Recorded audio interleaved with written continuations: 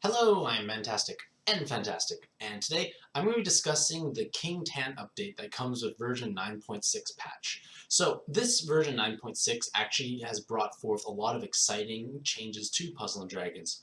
First and foremost, there's been the overhaul with the skill inheritance, or now the assist system, in which you're able to transfer various active skills to other monsters. And that change actually resulted in the tans being removed from the whole process. So now the tans would normally be useless. However, the Gung-Ho has decided to give the tans a new purpose in that they are used to help provide guaranteed skill ups for monsters provided you meet certain requirements. So the patch also included other updates, and this article here will only be focusing on the King Tans aspect, as it ended up being a bit longer than I expected, so I'd rather have them segregated just to condense the thoughts so it's not as long of a video for you to go through.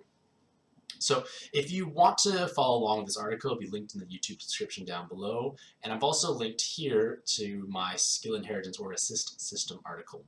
So King Tan, or sorry, as I mentioned already before, the skill inheritance system has been overhauled in that the Tans are no longer used for it, which means it's a lot easier to break inherits. It's just a much more fluid and less grindy experience overall.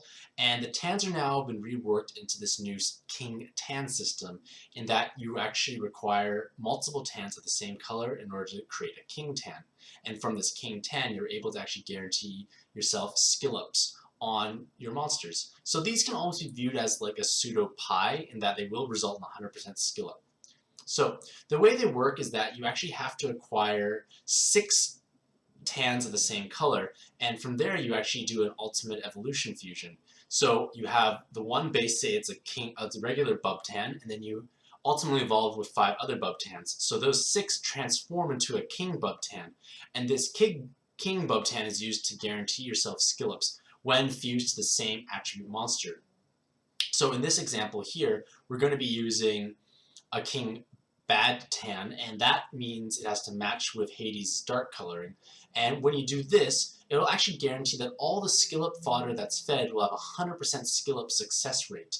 Now, it's obviously a bit different than the pie system because you only need to acquire 1 King Tan and 4 subsequent fodder. And the fodder does not actually have to be the same color as the receiving card. In this case here, Hades is clearly a dark attribute monster, but the Hera is that are being fused are water. So they don't actually have to match. All that matters is you have to have the correct tan or king tan associated with the base color.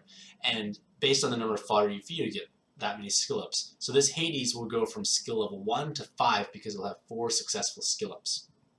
So what are these implications for King Tans? So first and foremost, we actually have a much more easy way to skill up our monsters, or not necessarily an easy way, but a more feasible way, because brute forcing your way through skill up chances can be a frustrating experience. In all honesty, when any time in life when you're presented with something with some random number generator or variance, you will tend to remember when you're on the wrong end of the distribution curve more often than not. Even if your luck actually evened out over the course of many attempts, you'll still remember those 0 for 5 attempts you did.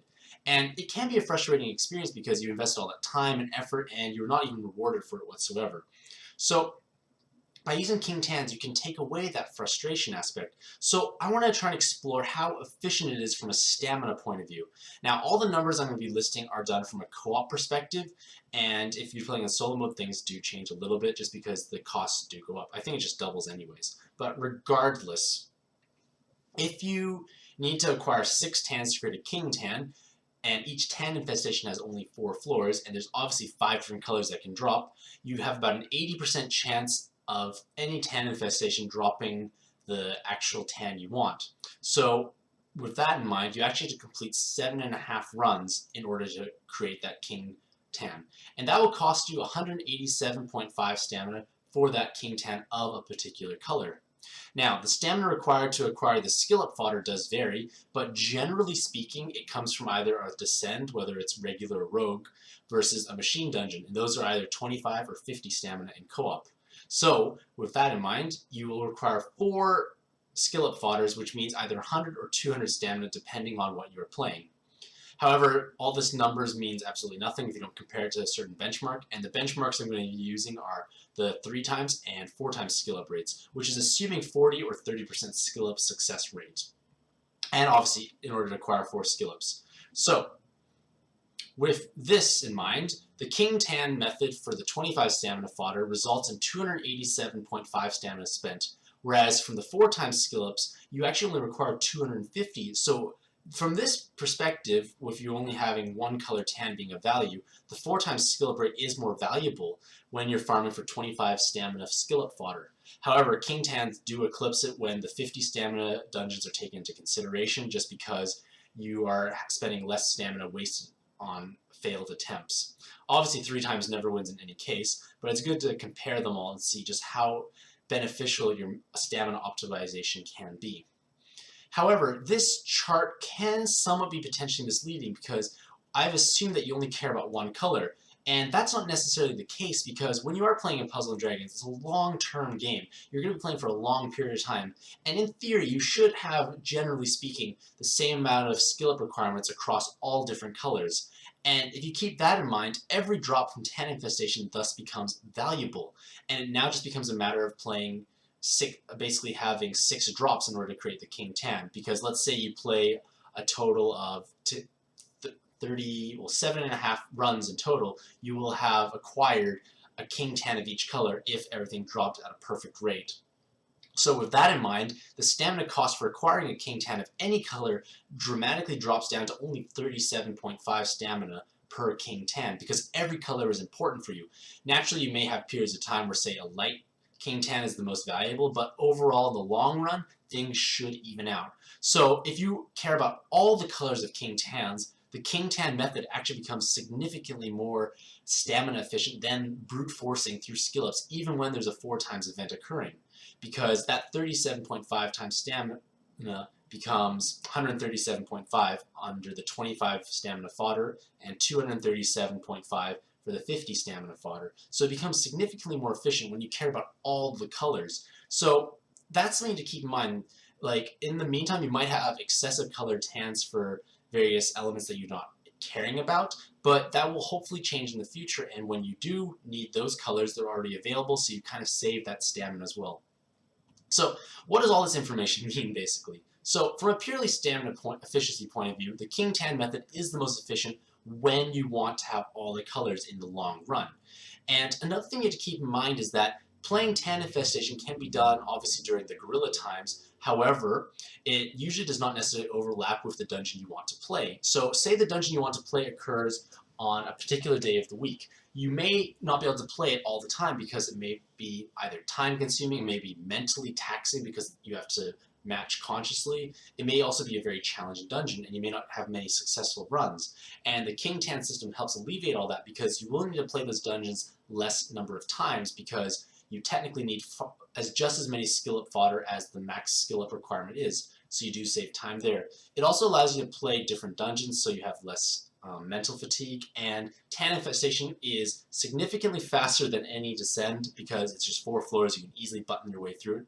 Everyone can form those button teams, and it's just easier to do overall. So it's going to make the skill up game a little more pleasant to deal with because now you no longer have to gamble on getting those skill ups and going 0 for 5 on 4 times and just feeling really crappy about pad itself.